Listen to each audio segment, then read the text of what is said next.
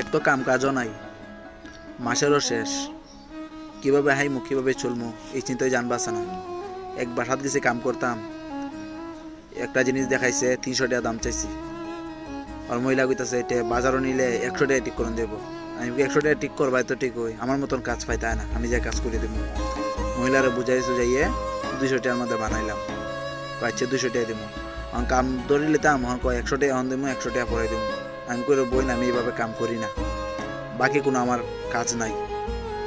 কইতাছে ভাই আমার কিডনির সমস্যা, আমার আবার কাম কাজও নাই হাতের মধ্যে, গার্মেন্টসে একটা চাকরি পেয়েছিলাম 9,000 টাকা মাস কয়। দেখা যেতেছে আমার থেকেও দুঃখী ওই মহিলাটা। অহন যেভাবে হোক মনটা নরম হয়ে লুকা কাজটা করলাম, কাজ করে ওই মহিলা 100 টাকা আবলাত করে একজন মানুষের কাছ থেকে এনে দিছে আমারে। 100 টাকা দিছে আর আমার নাম্বার রাখছে, বিকাশে দিব আর 100 টাকা।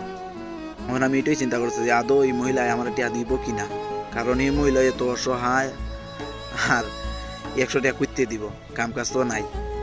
আল্লাহই ভালো জানি টাকা দিব কিনা। কত অসহায় মানুষ আছে এখনো দুনিয়ার মধ্যে।